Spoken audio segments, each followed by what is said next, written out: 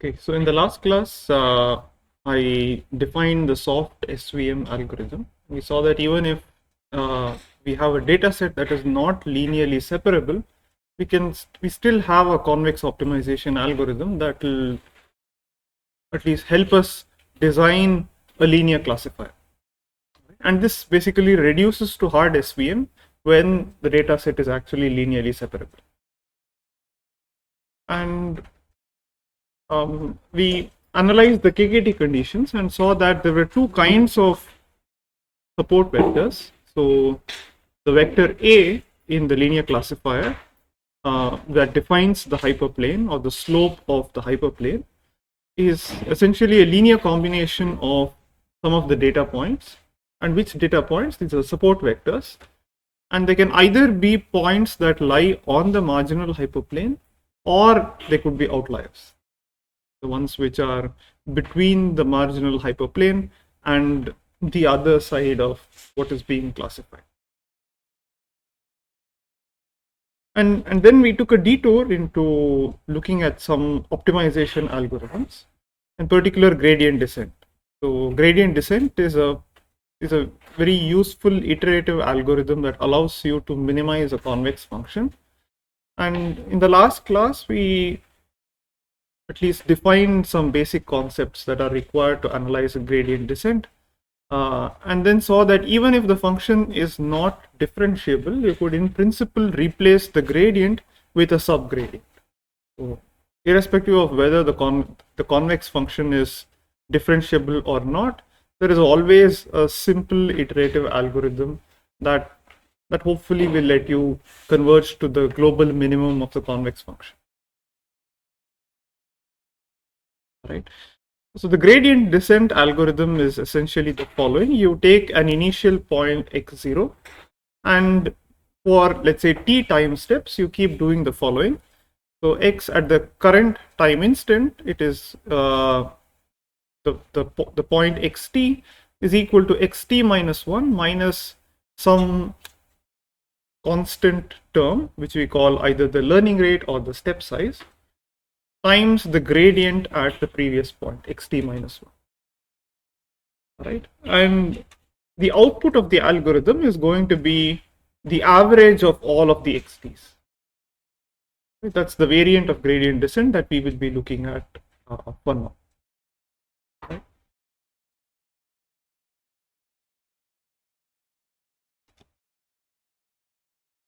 Okay, so right now what I'd first like to do is analyze the convergence of gradient descent. I won't give the complete proof, but I'll leave part of it as an exercise.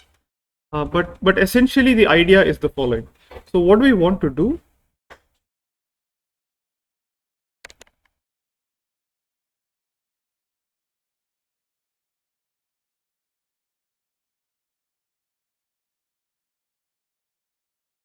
So in some sense, after t time steps or capital T time steps, what we want to know is how close is the output of gradient descent to the global minimum. Right?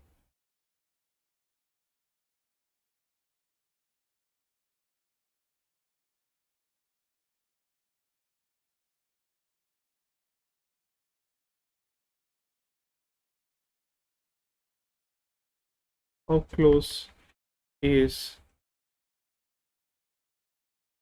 x bar? So I'll call this particular quantity, the output of gradient descent. I'll label this x bar. How close is x bar to the global minimum,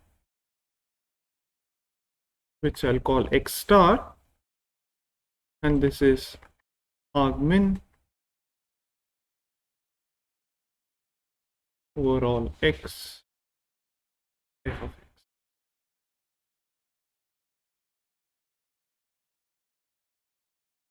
Okay. Now, if I want to analyze convergence, I need to make some assumptions on the function. Because, for instance, if the global minimum is too far away from the point where you're starting, then there's really no hope in getting close to convergence after any finite number of steps. right? At the same time, if the gradient is too large, and then at each time step you could be wildly oscillating and potentially never converge at all.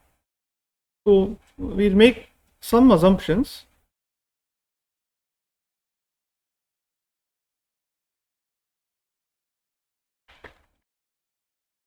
So firstly, without loss of generality, we'll assume that x0, the initial point, is the zero vector. Okay, it doesn't really matter because ultimately it's like recentering the function. It's the shift of the function itself. Right? So that's the first assumption. The second assumption is that the global minimum is not too far away from the point where you started out. Right? So we'll assume that x star, so since we're starting out with the zero vector, we'll assume the 2 norm of x star is at most some b.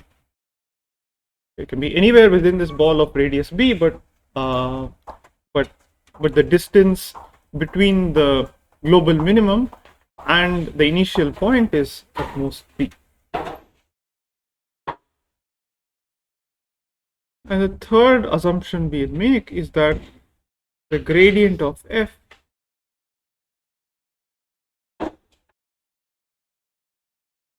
this is at most rho. Right? This holds for all x. So the function doesn't change too much at any given point.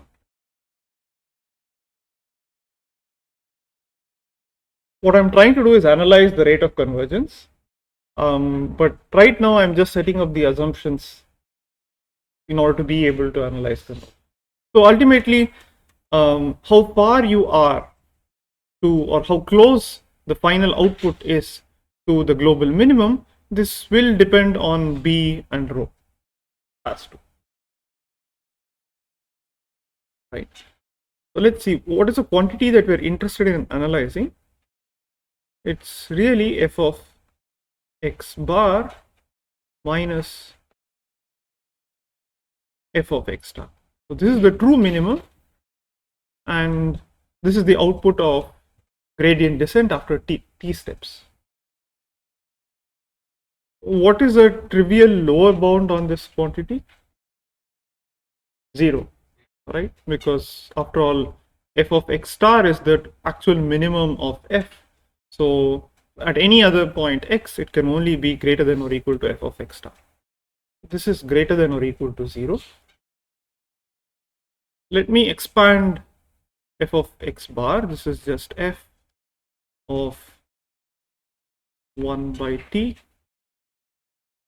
summation little t equal to 1 to capital T x sub t minus f of x star.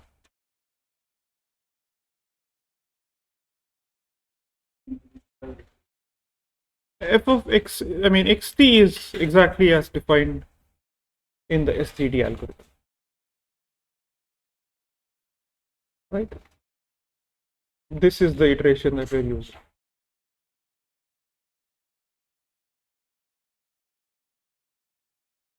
Okay.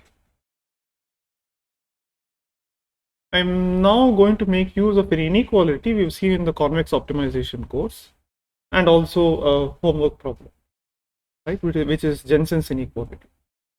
So Jensen's inequality says that if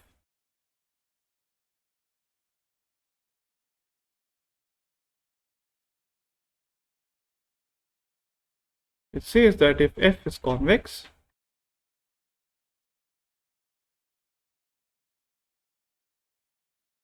then, and let's say capital X is any random variable on R to the D, it could be discrete, it could be continuous. I have f of expected value of x to be less than or equal to expected value of f of x.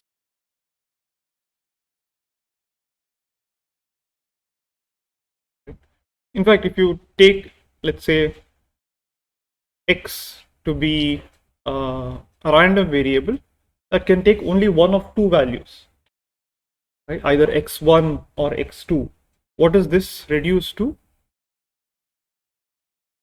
So it's just the same definition of convexity, which is that uh, alpha x1 plus 1 minus alpha x2 less than or equal to alpha f of x1 plus 1 minus alpha f of x2.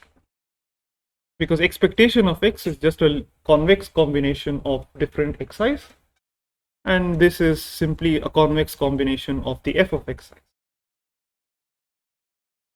Which one? And only one condition. They're essentially equivalent. But of course, this holds true for finite convex combinations, right? I mean, this can very easily be just generalized to any finite linear combination or any countable linear combination. Whereas this statement holds true even for, this is true even for continuous random variables. This need not necessarily just be a summation, it could be an integral.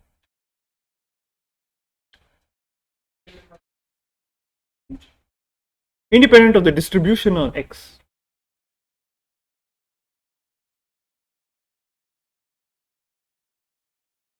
I'm not sure what you mean by that. About the xp both statements. Yeah, you can prove one is a consequence of the other. Sure.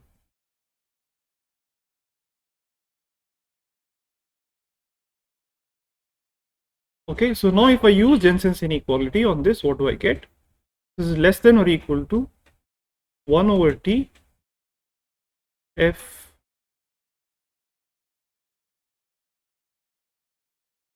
summation little t equal to 1 to capital T f of x little t. And because I can view this as an expectation, so the random variable x takes little xt with probability 1 over capital T. It's a uniform distribution on capital T different values.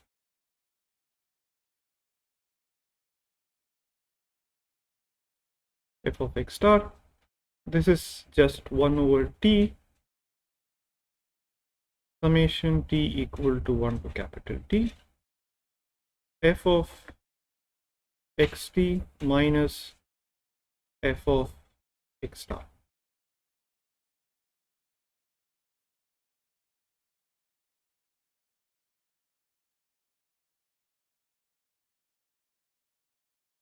Okay, now my next goal is to express this in terms, though this is a difference between f of xt and f of x star. I want to express this in terms of the gradient of f at xt. How can I do that?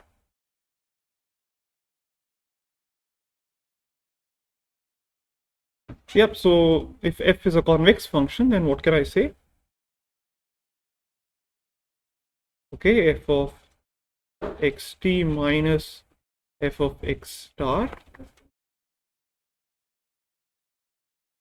less than or equal to gradient of f at x star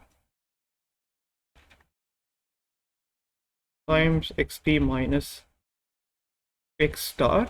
But really what I want is something in terms of the gradient of f at xt, not x star. How do I get that?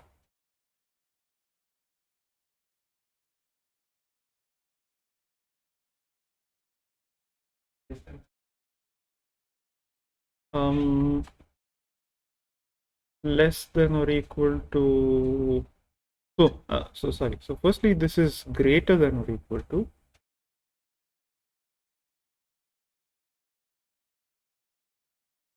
so f of xt is greater than or equal to f of x star plus gradient of f of x star times xt minus x star.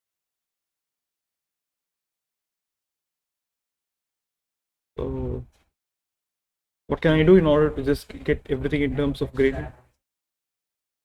Yep, just replace xt with x star. F of x star minus f of xt is greater than or equal to gradient of f at xt times x star minus xt, or f of xt minus f of x star is less than or equal to gradient f of xt times xt minus x star.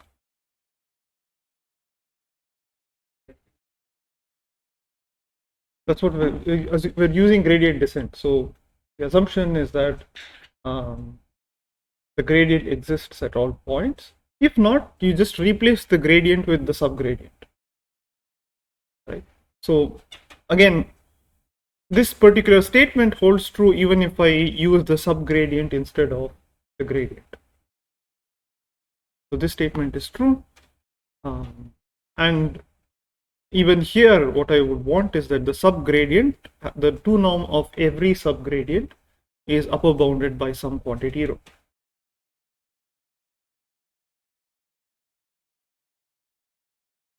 Okay, so let's use this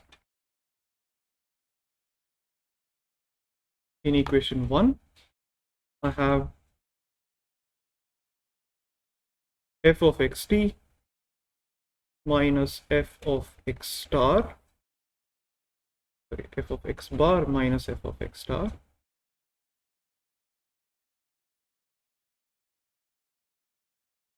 being upper bounded by 1 over t summation little t equal to 1 to capital T gradient of f at xt times xt minus x star.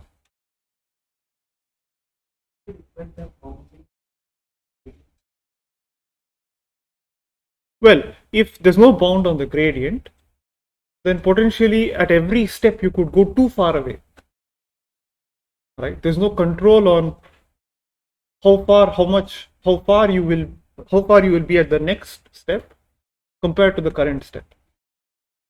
If I make this assumption, then I know that the 2 norm between xt and xt minus 1 is going to be at most eta times rho, right? That's something that is guaranteed.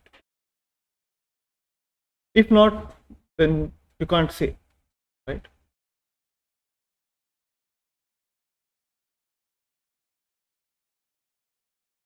Okay, so all right, so I have this.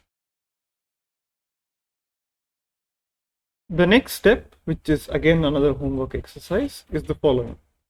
So let's suppose that I have some vectors v1, v2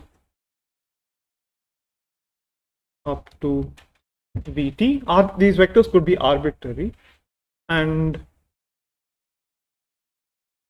I have a vector x0 which is equal to the 0 vector, and I iteratively define xt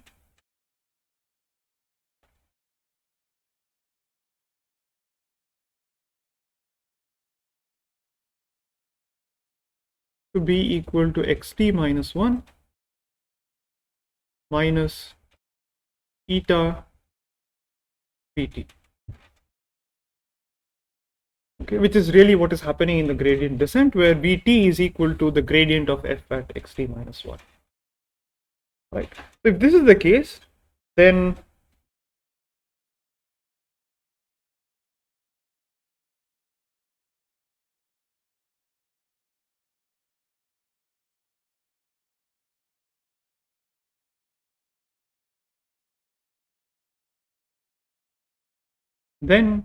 you can show that summation of 1 over t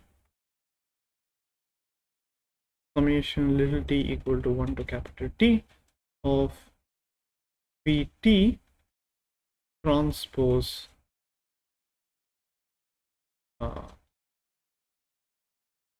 x t minus any arbitrary vector x star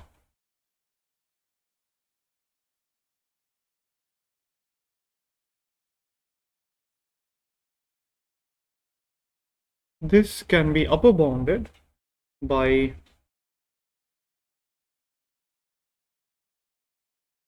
the 2 norm of x star by 2 times eta plus eta by 2 t equal to capital T T norm Vt.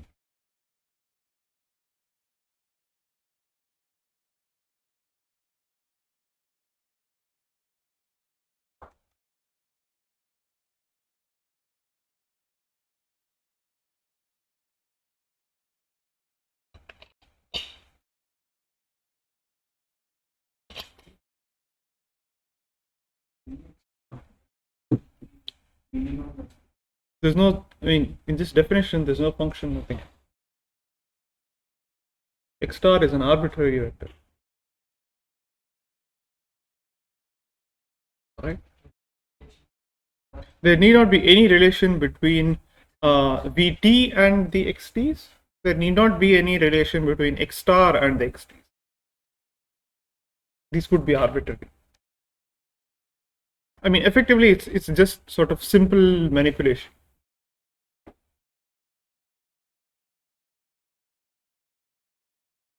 Okay. All right. So suppose that this is indeed true. Then what does it say about statement 2?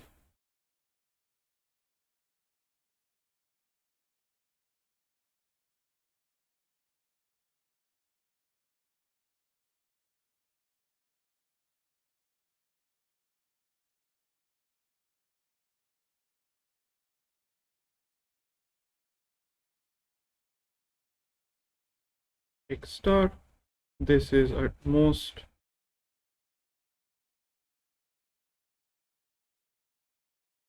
two norm of x star divided by 2 eta t plus eta divided by 2t summation t equal to 1 to capital T gradient f of x t minus 1 square.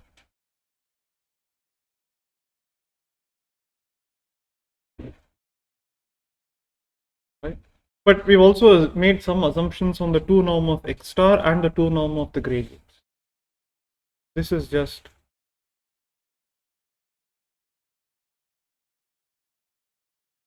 b by 2 eta t plus eta by 2t times t times rho square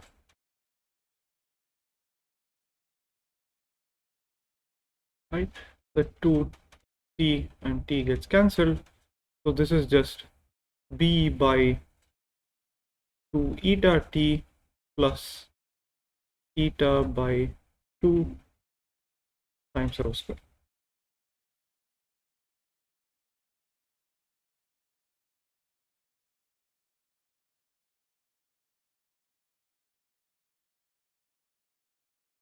All right. Now, in principle, eta is kind of a free parameter for us. We can choose any fixed eta, right? So, what would be the right? How would you choose eta? The hyperparameter, but I already have a bound, so I can choose the eta to get the minimum possible upper bound on the error. Minimize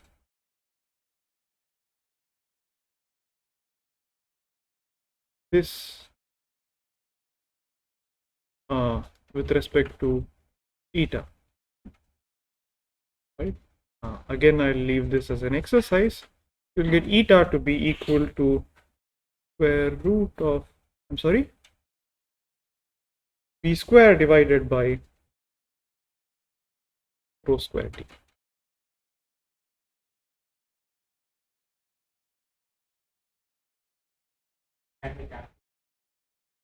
I'm sorry? How can we calculate the n? The assumption is that you're given this quantity. In general, that's hard. I understand. Many problems of interest, you don't really know what B and rho are. At times, you may have some estimate of B, and if you know exactly what the function is, you can also calculate rho. But as we'll see, there's another way of finding rho, right? Not in terms of the gradients, but in terms of the function itself. What do you mean, the various values of B and rho? The value. That is true, exactly.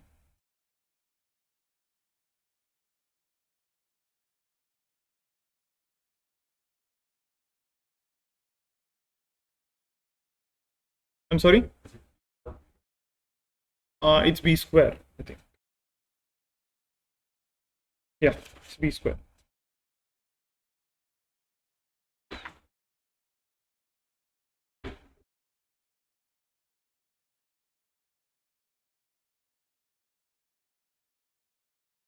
Okay. Um,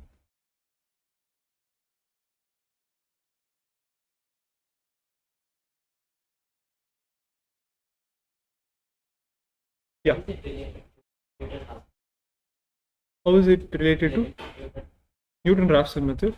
Well, Newton-Raphson method also uses the second derivative, right? The SCM. This is the first order method. We're only analyzing this first order method. So the only guarantees that we require is that the first derivative exists. In fact, even the first derivative does not have to exist, as long as it is convex, and I have bounds on the on the subgradient. This is enough. Okay.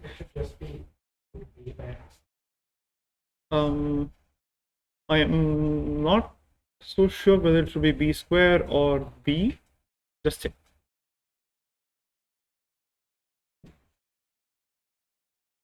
All right. But a useful property is the following.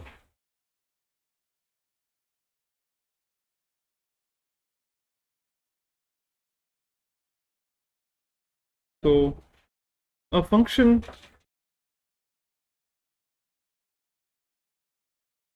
f is said to be rho Lipschitz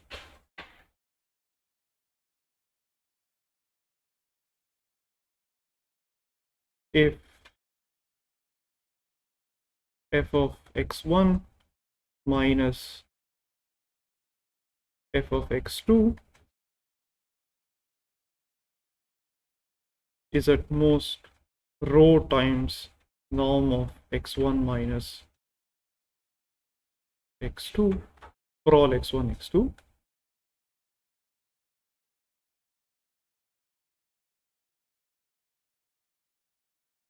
The absolute value. Which one? I'm assuming that f is from Rd to R. That's the setting that we're working with, right? So that's the absolute value. Correct. So if f is a convex set, if f is a convex function,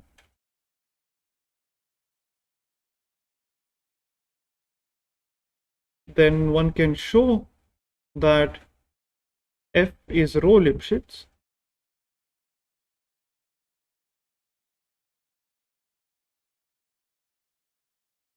if and only if the gradient is at most rho, right? The gradient, or in general any subgradient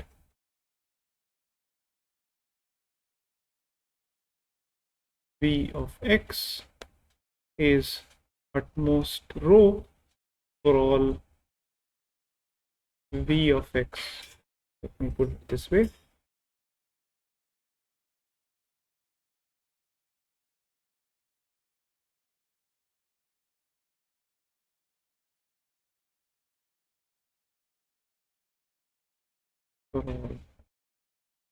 V in the sub-differential set.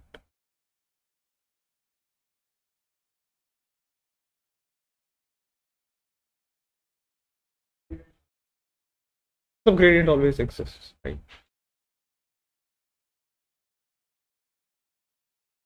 So another point to note is that a function has to be continuous in order for it to be convex. If a function is discontinuous, then it is necessarily non-convex. What do you mean piecewise convex?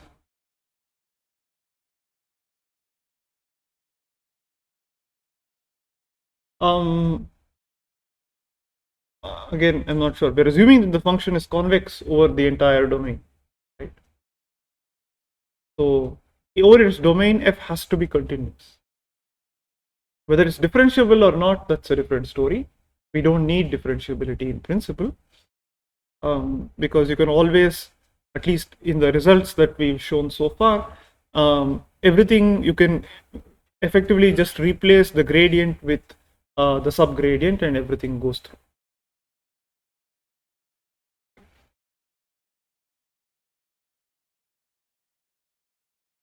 So that's another way of bounding rho in terms of the Lipschitz property of f. So you need some information about f, some regularity conditions on f, if you want to derive an upper. If not, well, there's nothing much you can say.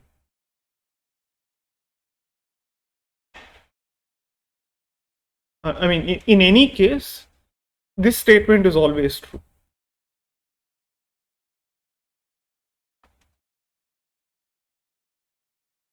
Okay. So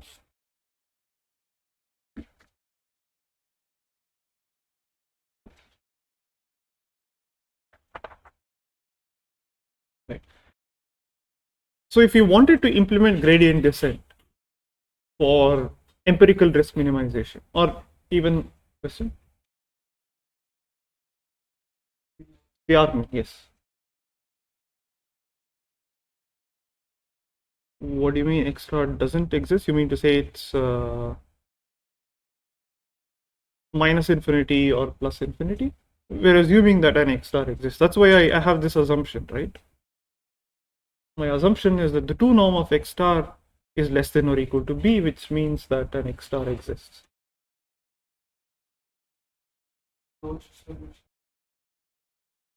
I'm sorry, what do you mean? Okay. You don't need to be able to calculate x star exactly, right? You only need this guarantee that x star has, the norm of x star is bounded by something.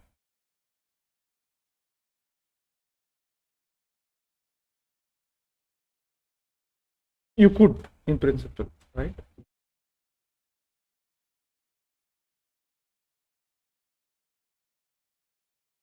Any other questions? Okay, so let's first try to see what kind of functions we're interested in minimizing in problems of machine learning, right? So if you go back to let's say the soft SVM problem, for soft SVM, the function that we wanted to minimize, f of a comma b, this is equal to the 2 norm of a plus or a square plus some constant, call it beta, summation I equal to 1 to n,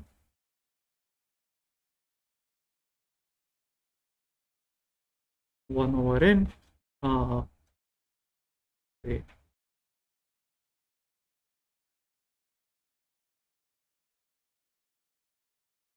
max of 0 times 1 minus yi a transpose xi minus b. correct? So this is some function of a, let's call this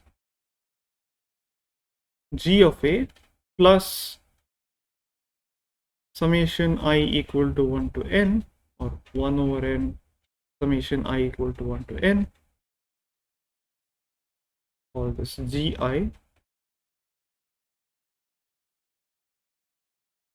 of a, where gi of a is just this quantity. Let's be called this gi of a comma b, because it also depends on b,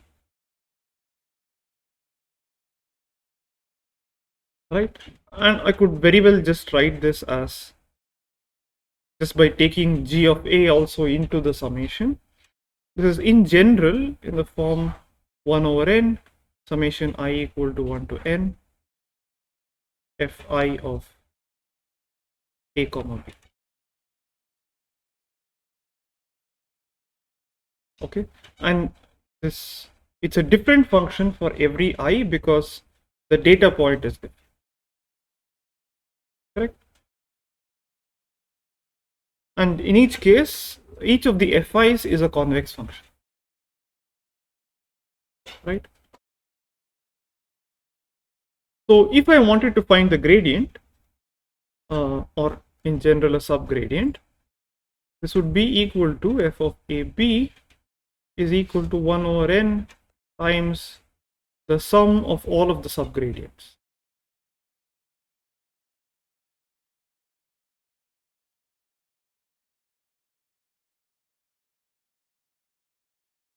Which means that every time step, if I want to do gradient descent, then I would need to compute n different gradients, which is computationally very intensive, right? So an alternative is to instead of using the gradient,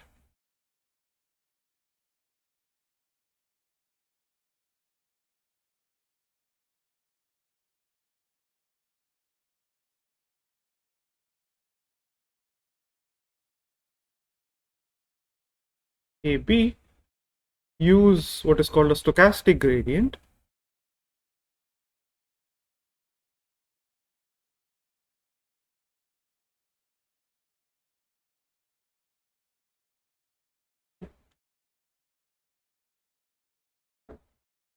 which is any random variable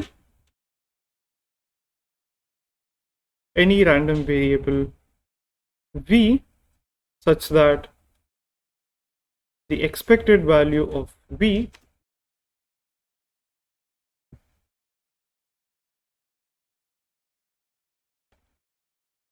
any random v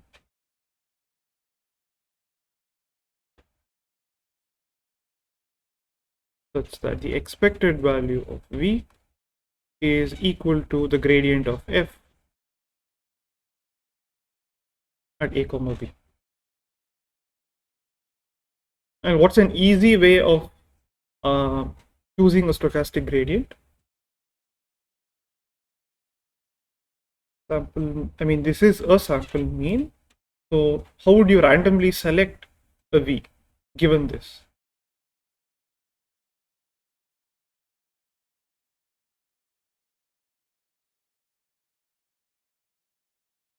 So I want expectation. Remember that v is a random variable, right? And I'm free to choose any random variable. In other words, any distribution on Rd such that the expected value of v gives me this exact gradient. A subgradient of what? Can you elaborate on that a little more?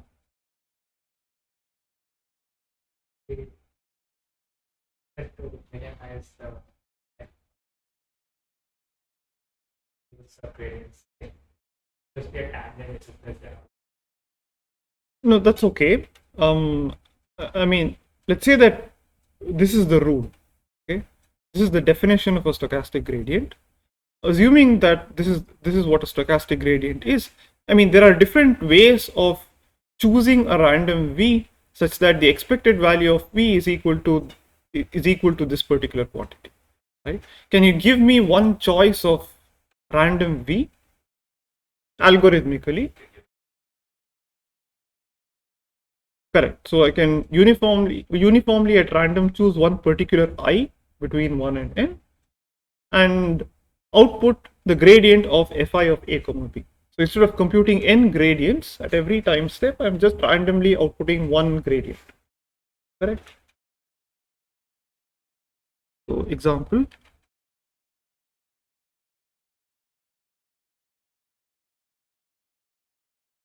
So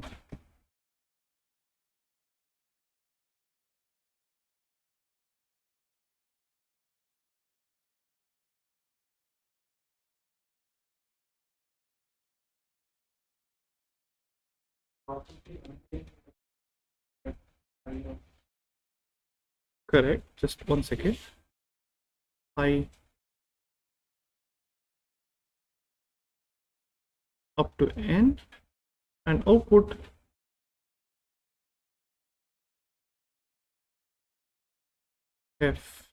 fi of gradient fi of a comma b. All right. So then what would expected value of gradient fi of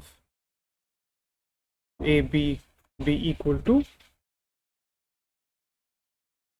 I can take n different values,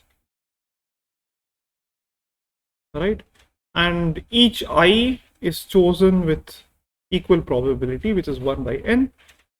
And the value that this takes is gradient fi of a comma b, which is exactly what we want.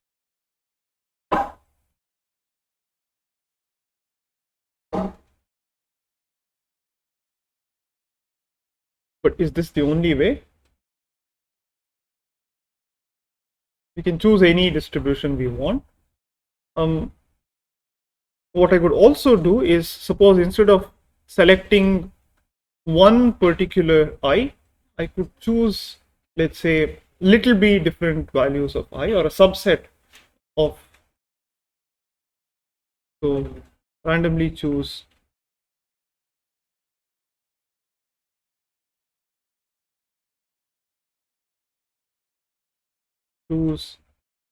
some subset S subset of 1, 2, 3 up to n with, let's say, little b many elements uniformly at random.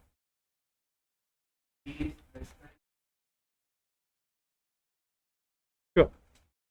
It has to be less than n for this to be well defined. If you want computational efficiency, then you should choose it to be much smaller than n. So, and what should you output?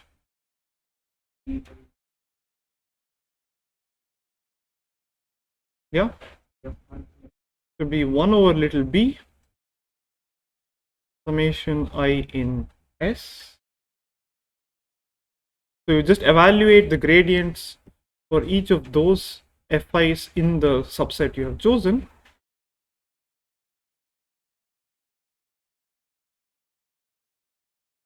And that is also going to give you an estimate, which is what I call unbiased. So the expectation of this particular random variable is going to be the gradient of f of a. So this is sometimes called batch stochastic gradient descent.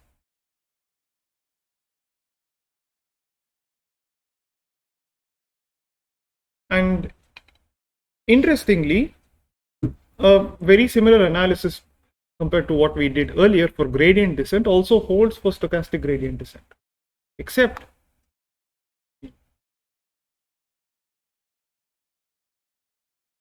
that instead of, well, we can't really say that f of x bar minus f of x star is less than or equal to this with probability 1.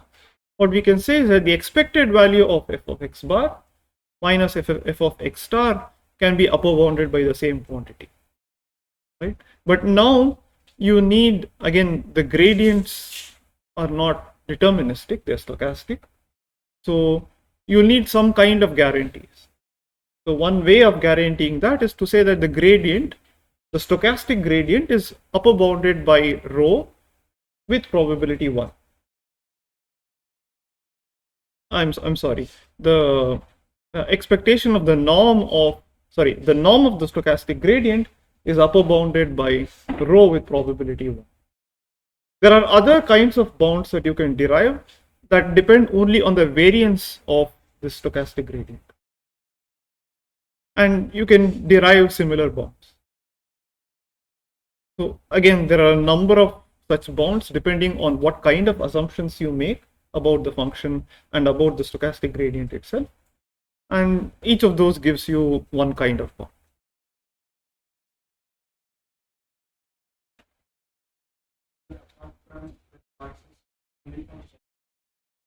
Okay. I think the most popular choice is batch stochastic gradient descent. Just to uniformly sample a subset of size B and then average the gradients over those B samples. What is more frequently used is different variants of stochastic gradient descent, in the sense that you may not want to just look at the average of the gradients, but there are other terms, maybe linear combinations of the gradient with other terms. For example, a momentum term where it's a linear combination of the stochastic gradient and the previous stochastic gradient or the previous xt, right? And yeah, different such approaches. There's also another approach. So this stochastic gradient descent, right? The one problem with this vanilla version of stochastic gradient descent is, recall that for all of these bounds to hold, so as I said, what we can eventually say is that the expected value of f of x bar minus f of x star is upper bounded by something. We can control that. All right.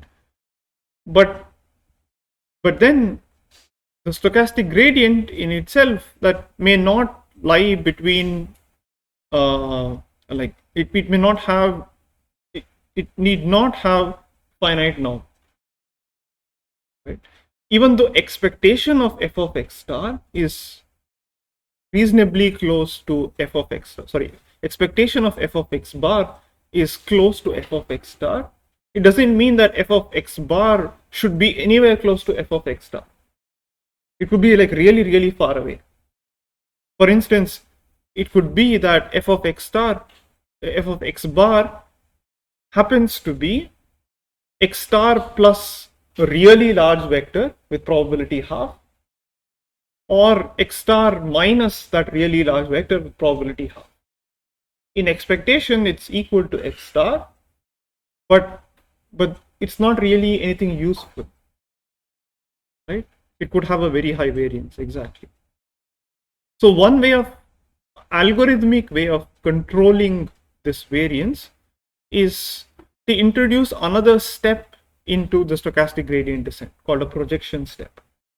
So just to make sure that you're never too far away from where you started out, you again bring yourself back to within a ball of radius, let's say b,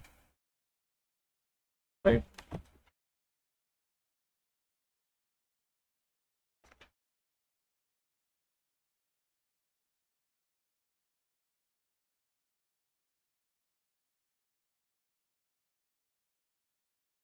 So you basically do the following. You initialize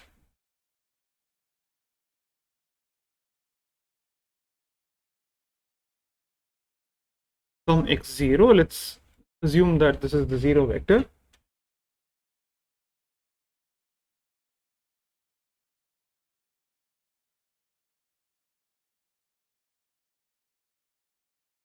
So at each step you do the following. You define an x t plus half to be equal to x t minus 1 minus eta times, let's say, some stochastic gradient. Let me call this g of xt minus 1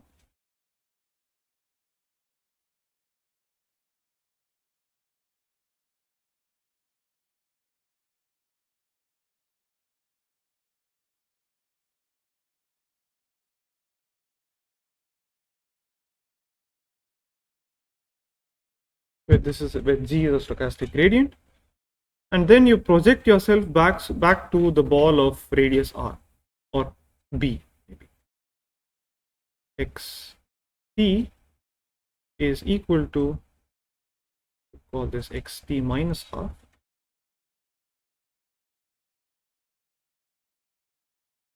xt is equal to argmin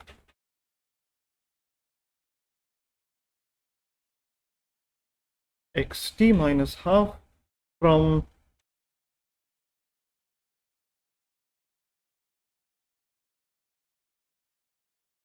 minus x the true norm of x is less than or equal to, say, b.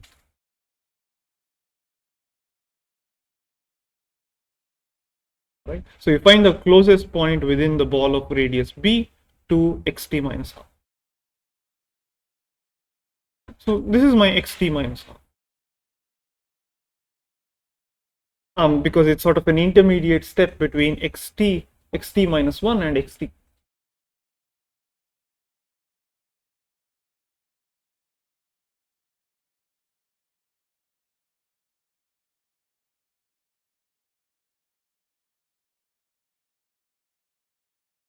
Okay, and then finally you just output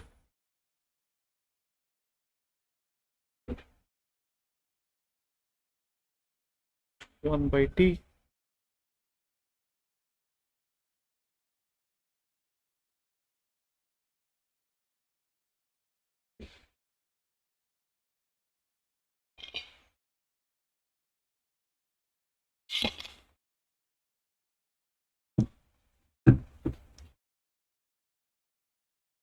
and as it turns out you get the same, essentially the same bounds that you had earlier. Even this projection step doesn't really affect the bound, but instead it ensures that your final output always has norm at most capital B. You're not too far away.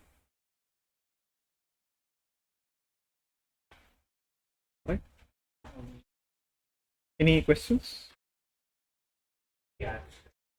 We'll have to pick a B arbitrarily, but then what you will effectively be guaranteeing is, as it turns out, it requires some more work.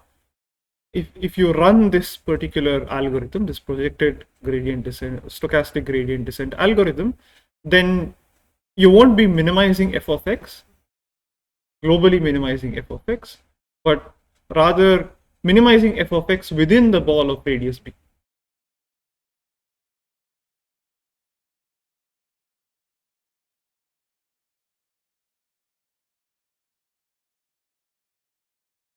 Zero.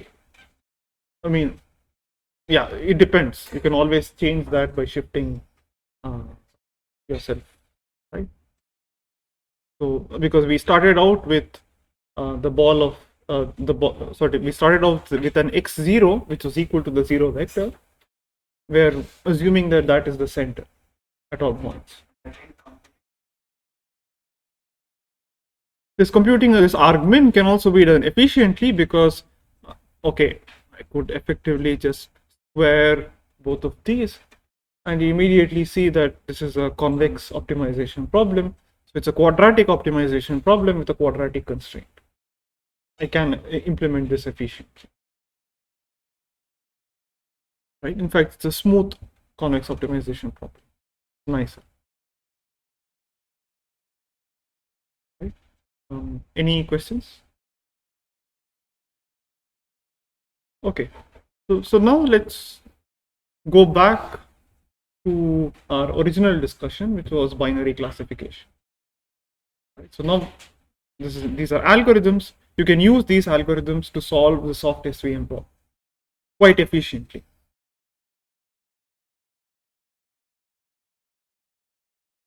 So again, we were trying to address the problem of how do we perform binary classification efficiently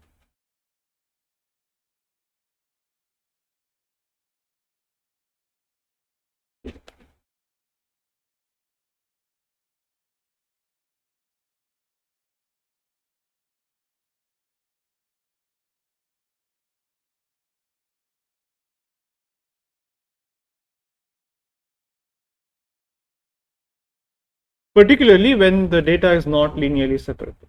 If it's linearly separable, then we don't have to worry. You just run the hard SVM algorithm and you're done.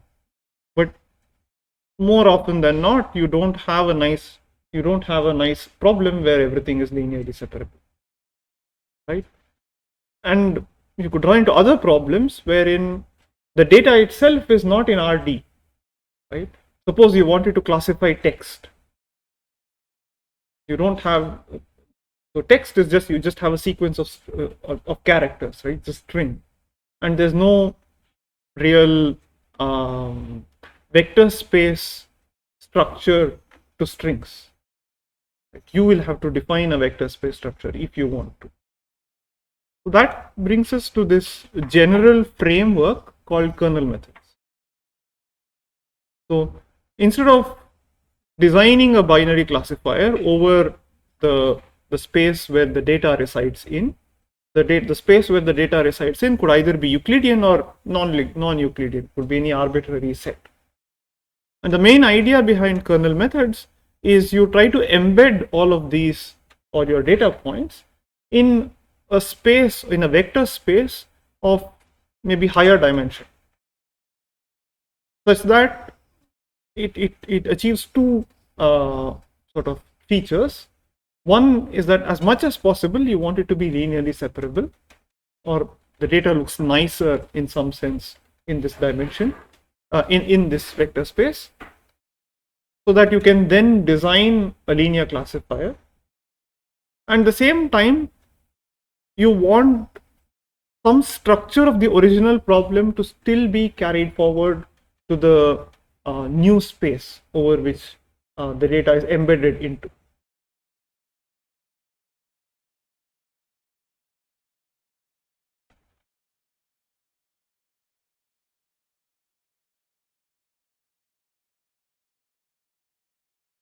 So the general idea is the following.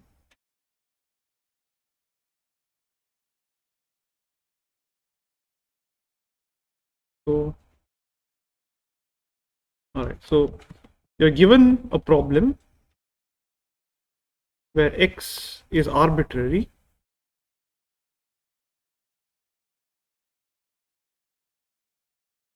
The domain could be any arbitrary set, and you want to do binary classification. So the goal is design an embedding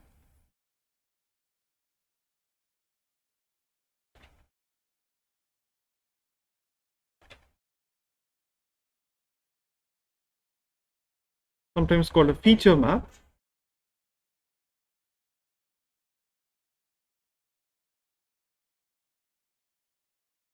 such that let's call it phi from x to some RD, where the dimension d could be potentially larger than the dimension of x in some sense, but that's not particularly relevant right now, such that somehow you can, so that's the general approach, and design a linear classifier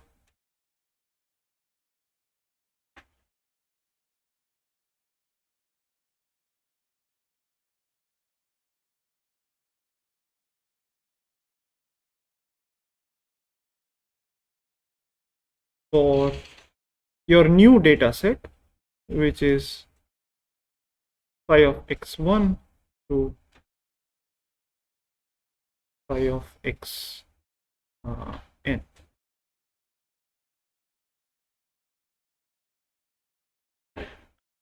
All right, that's the high level idea.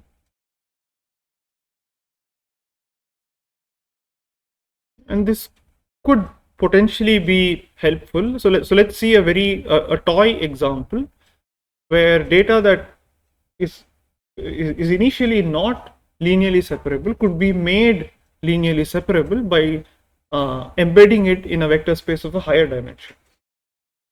Okay.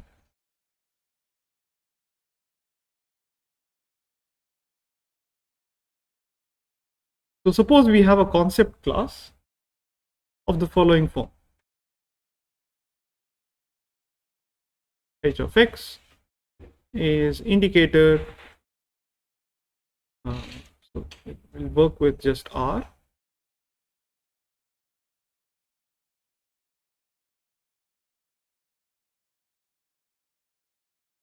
x in a comma b.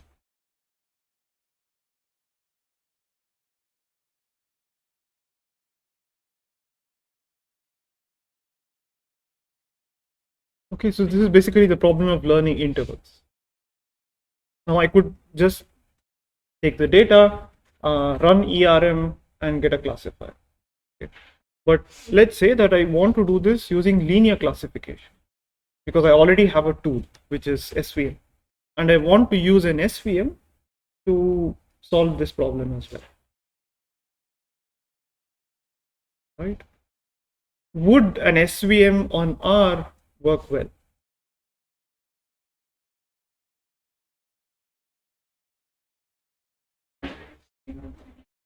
Sorry?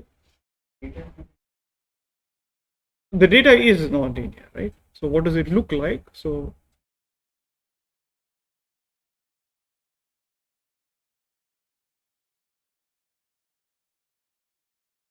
right, let's say that I have some A, I have another B. How would SVM perform? So what would SVM do, or what would a linear classifier do in this case? Okay, exactly. So basically you would take some point, let me call it alpha. Everything to the left of alpha would be labeled something, everything to the right of alpha would be labeled something else. What could you say about the generalization error of such a classifier? Could you ever make it arbitrarily small?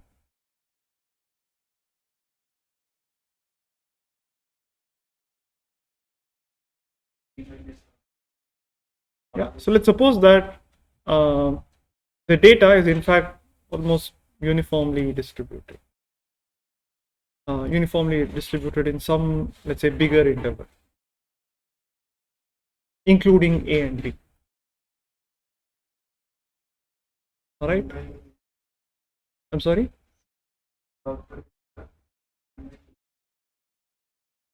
1 by A minus, well, so one potential, could this ERM ever achieve? So if you have a non-trivial distribution and you have points that are labeled +1 and -1 in your data set, could this achieve an empirical risk of 0? Correct. But let's assume that they're not. It's a non-trivial scenario. Then it can't achieve 0 empirical risk. In fact, it can't achieve a small empirical risk. Right. So for example, if you have, yeah, it depends on the training set. Correct. True. So yeah, so in that case, the error would give zero empirical. Generalization error would be The generalization error would be large, but the empirical risk would be, as long as it's a non-trivial distribution, the empirical risk would be non-zero with probability 1. As long as you have a large enough training set, as long as n is large. Right? So, or let me correct myself. If n is large, then the probability that the empirical risk is 0 would be very, very small. That's something you can say. In fact, that would be something that exponentially decays with n. That's also something you could prove.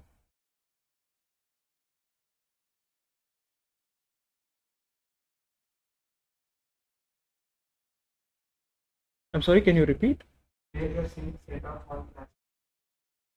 So this is the concept class.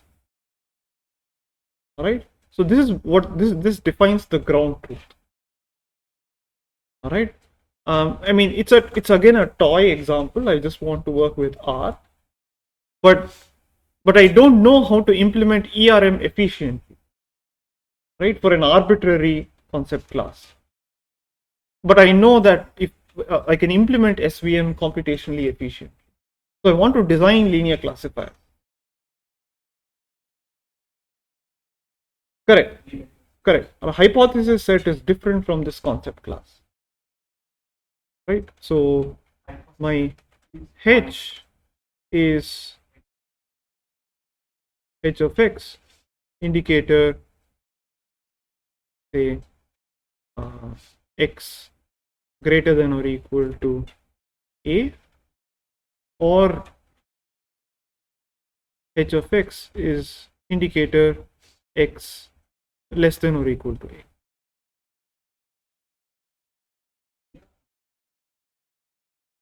Okay, fine, alpha. Because it's just a variable, right?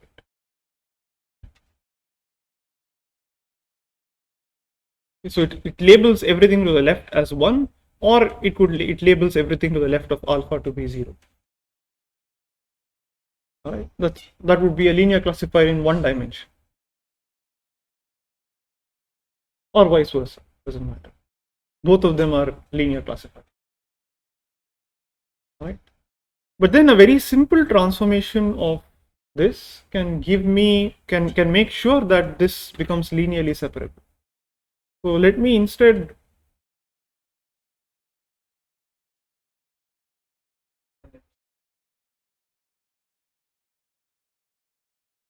what do you mean all the data points? So if it so happens that every point between A and B is labeled 1, and every point to the right of B or only to the left of A are labeled 0, then that could achieve 0 generalization. But that's for a specific distribution, right? If the distribution puts mass everywhere to the left of A and to the right of B, then you can never achieve 0 generalization.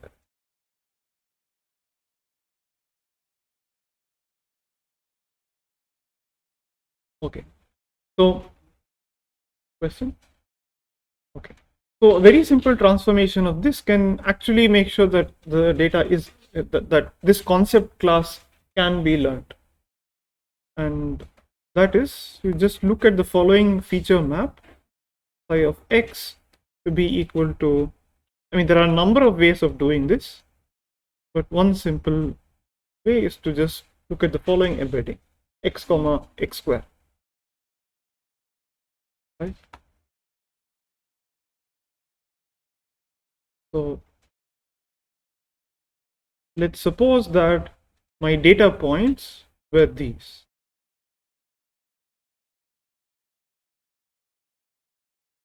These were the data points that were originally provided to me, of which these were labeled 1 and the pink points were labeled 0.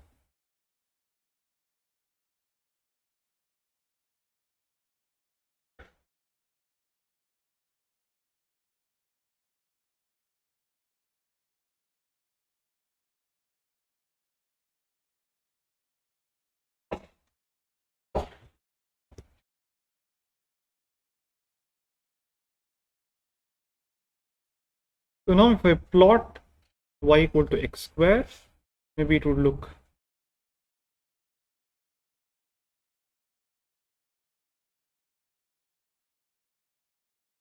something like this. So now my data set would be, the embedding would be these points. This point gets mapped here, this point gets mapped here.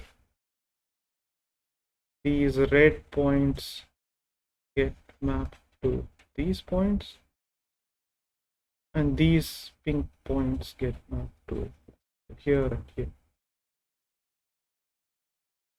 Right? Although this is badly drawn, see that now this is my data set, right? These are the points that I have observed in the feature space. Now these points are linearly separable.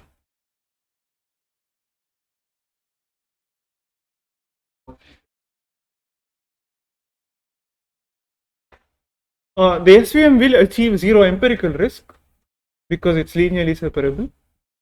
And effectively, it just, I mean, there is always, so in this case, what would the ground truth correspond to in the feature space? What hyperplane would the ground truth correspond to? Yeah.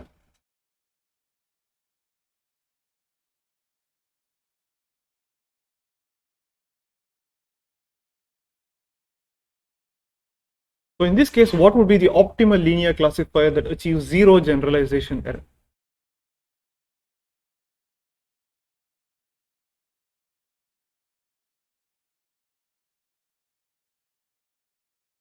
Exactly. So that would be the line that passes through a comma a square.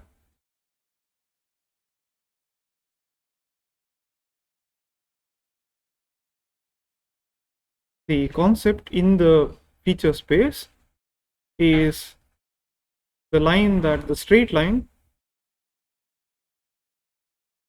that passes through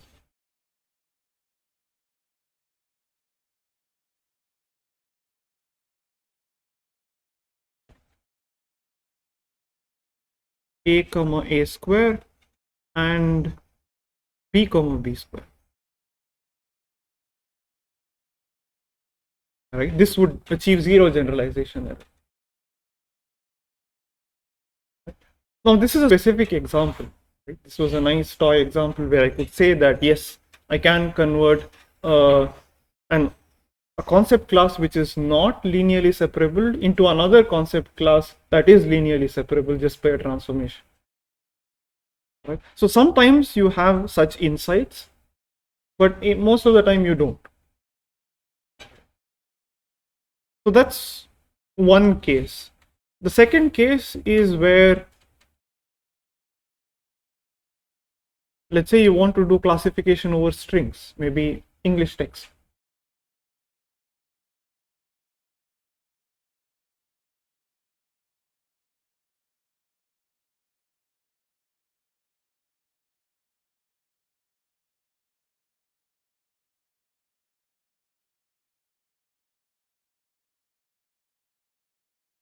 Right, text classification. So there is no vector space structure to text. Right? So one way is to try to embed words or sentences into some higher dimensional vector space. Unfortunately, so again there are different ways of doing this, and and you don't want an arbitrary mapping. Right? You want to retain some structure or some relationship that is already present in the text to also carry forward to this higher dimensional space in some sense. For example, you may want two strings that have, let's say, common characters to be close together. If the characters are all totally different, then you may want them to be really far away from each other. So you want maybe one way of mapping strings to vectors could be that depending on, let's say, some distance between strings, if two strings have a small distance, whatever that distance may be, you also want them to have a small distance in the small Euclidean distance in the feature space. That could be one requirement. Right? And again, in most cases in text classification, there's no unique way of doing this. Right? So we'll see a few examples of such mappings, both from, let's say, RD to RN, and from, let's say, strings to RD. Okay. So all of this is fine. So let's go back, maybe try to have this example in mind, wherein we had some concept class. We had a learning problem in some vector space of dimension D, and I mapped all of the vectors into another vector space of a much higher dimension and design a linear classifier over there. Okay. Somehow, maybe I'm able to ensure that my concept class is linearly separable in this higher dimensional feature space. Are there any disadvantages of doing this? There's no information, right? It's a one-to-one mapping from the feature space to the higher dimension. So, sorry, from my original domain to the feature space. I'm not losing any information by going to this feature space.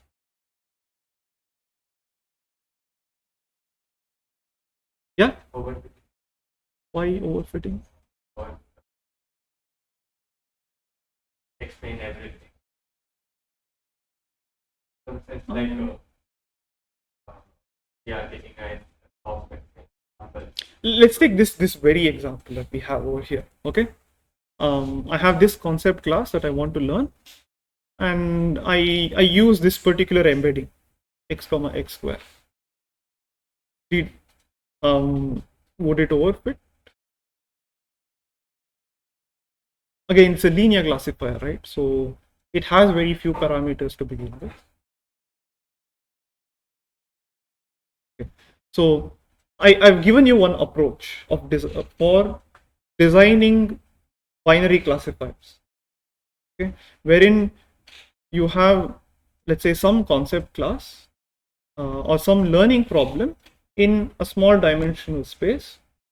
I transform this to a higher dimensional space where maybe I'm able to guarantee that the data is linearly separable. And then I design an SVM classifier. Okay. Is there any disadvantage to this approach? Okay. Like when I chose x comma x square, let's say I chose a map in 2D space only. Okay. Where every point outside that interval maps to exactly one point in the third chord. Okay. Maybe let's assume that I've done this carefully. Like, I say if the map is not one, if it's many to one, Okay. then when you're actually classifying, you classify correctly, but Correct. you lose out map. Correct. Maybe I've chosen it so that this mapping is, let's say, smooth, and it's also one-to-one.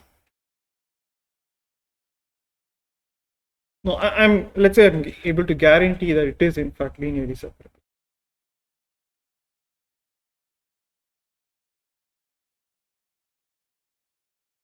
Of course, there's one thing of how do you come up with the embedding. That's a valid point. Anything else? Any other disadvantage? Complexity will increase because I'm going to potentially I may have to go to a much higher dimensional space. The computational complexity could increase because now I have to perform inner products and everything in that higher dimensional subspace, right? Higher dimensional vector space. Any other disadvantage?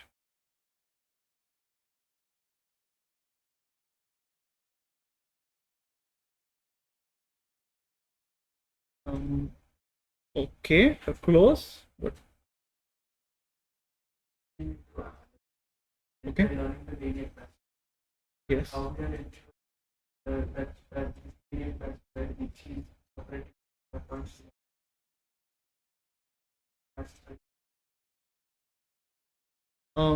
Okay, let's consider the following scenario wherein I have some concept class. This concept class is given to me. Okay, it's not a linearly separable concept class, right? But I am able to find. Okay, let's consider this maybe artificial scenario. where C is a concept class that is defined over, say, RD, okay, not linearly separable.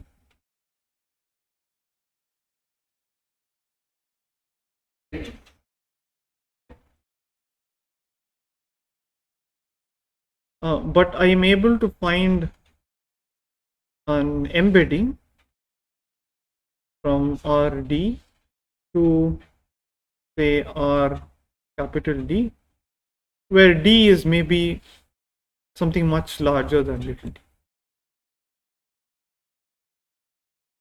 And I'm guaranteed that that basically whatever this transform after this transformation, C becomes linearly separable. Maybe I have this information. I've designed psi carefully. C is a set of concepts, so a set of functions. So again, so C is what? C is some set of functions f of x, right? So it's some collection of functions from Rd to 0, 1, right? Some collection of functions.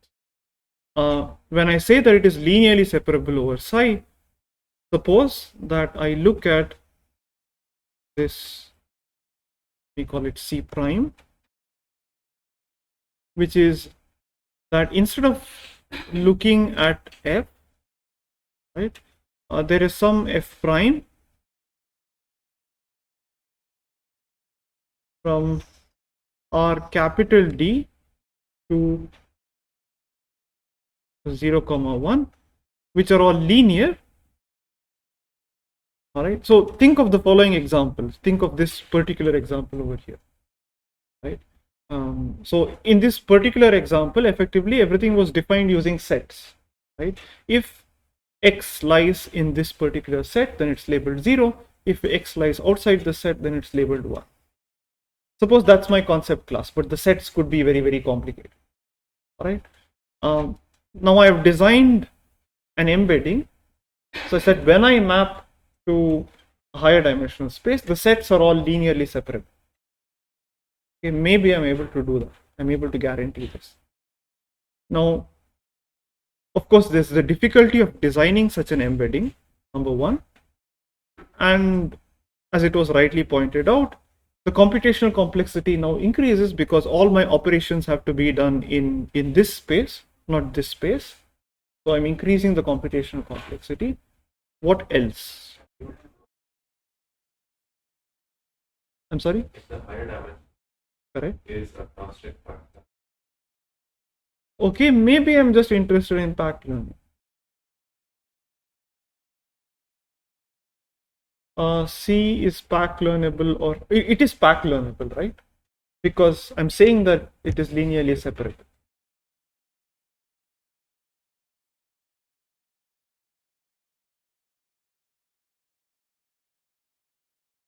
I don't have to go back, right? Because I could just operate, because I can map every point to the to this feature space, and then all of my classification is going to be done in the feature space. But again, there is another disadvantage of going to a higher dimension. There are more number of.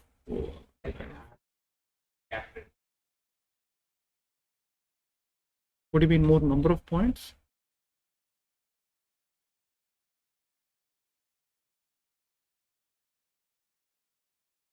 One dimension that you have bigger infinity crossing that has more points in two dimensions. Some points will not have a match. True. It is not onto. I agree. That's not such a problem, right?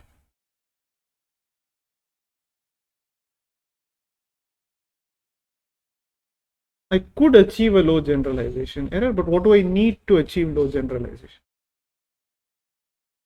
Okay, what would the sample complexity be? Okay, what would the VC dimension be? You're doing linear classification, right? So what is the VC dimension? Exactly, the VC dimension is D plus 1, right? Capital D plus 1. If I go to a higher dimension, then firstly, the complexity scales with capital D.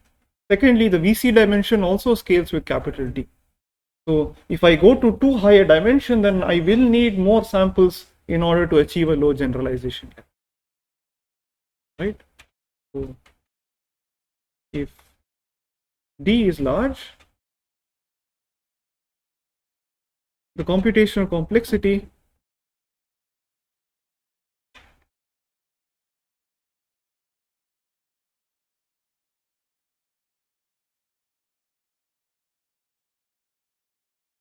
which is large because it scales with D, the VC dimension, which is equal to D plus 1, is also large. Right? So I can't just arbitrarily go to a higher dimensional space or not.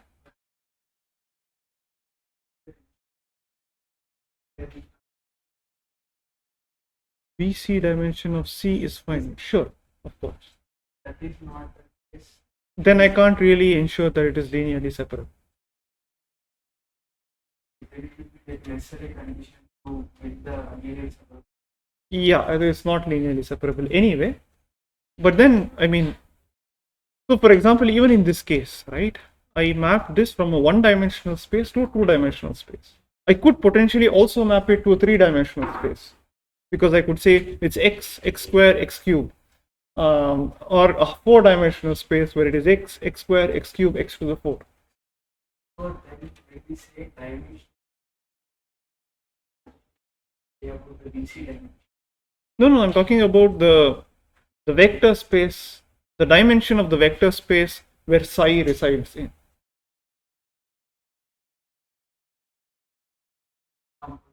It is the cardinality of the basis, right? So when I say dimension, I am referring to capital D. So if capital D is large, now I could design this poorly. There are multiple choices of psi. Going to a much higher dimensional space could maybe gives me a higher guarantee that it's better separable, but there are costs of doing that, both computational costs as well as sample complexity costs, right? But as we'll see later, that will not really be a hurdle. Yeah.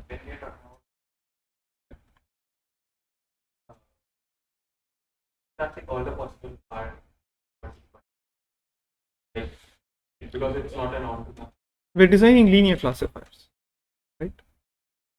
I know it's on upper bound. We're right now we're purely dealing with the VC dimension is purely an artifact of the hypothesis set, and the hypothesis set is all possible linear classifiers in R to the capital D.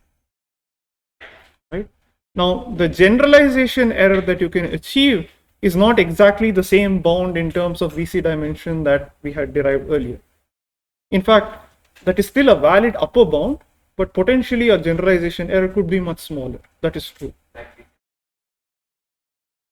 The way that we can't take all the possible points in R capital D. Correct. Then it's the intrinsic dimension. I agree. So it's right in the sense that although we still have an upper bound in terms of the VC dimension, you don't no longer have that lower bound in terms of the VC dimension because in fact, since you're only looking at distributions on R to the little d, it doesn't translate to all possible distributions on R to the capital D. But nevertheless, I still have an upper bound. And in the worst case, it could still depend on the VC dimension. If I want to make a very general statement. from every function f, you can go to every function f dash deterministically, right? From every function f, in okay. C, Yes. you can deterministically go to every function f dash. Okay. In C dash. Right. Maybe not. I mean, okay, I'm going a little back and forth over here so I don't, when I'm talking about the VC dimension, I don't really require the fact that it's linearly separable over R to the capital D or anything of that sort. Okay, I'm referring to agnostic path learning.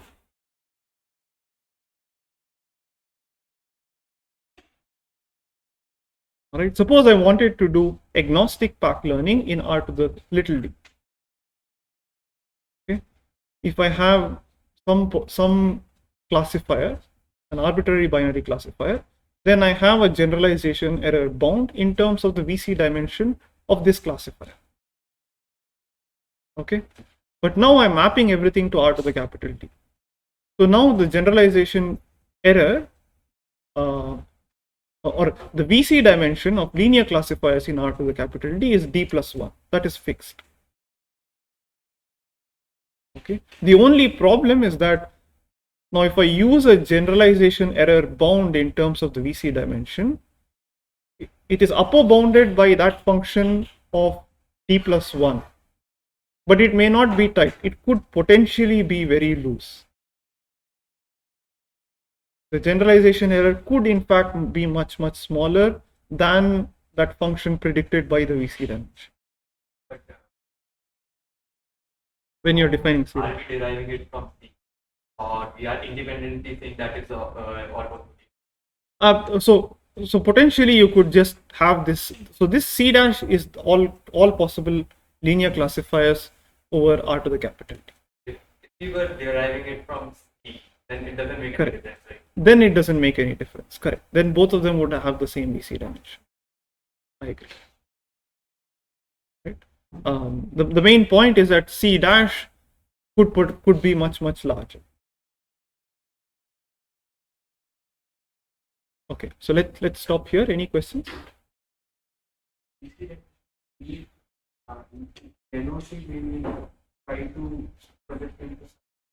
Not necessarily, right? Okay. It is path learnable, but can you do it efficiently?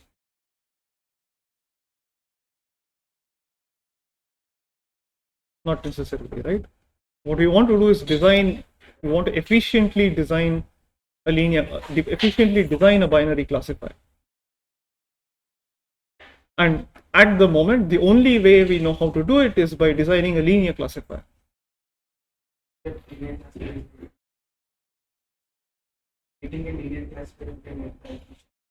We can, right? We know exactly how to do it. It's not that linear classifiers are the only way of getting efficient binary classifiers, but this is a tool that we have and we want to make full use of it.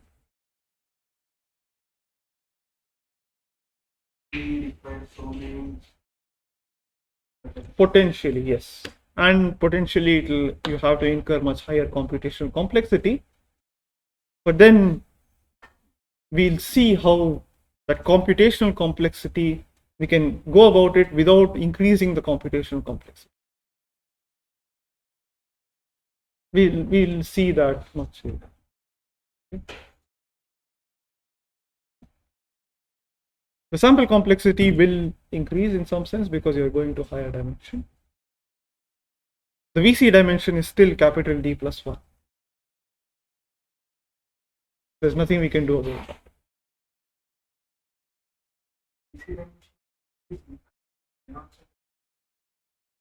that. Sure. I mean, again, when I'm making all of these statements, it's in the general context of agnostic path learning. So the classifier that I'm trying to design has finite VC dimension. It is D plus 1. All right. Okay. Let's stop here.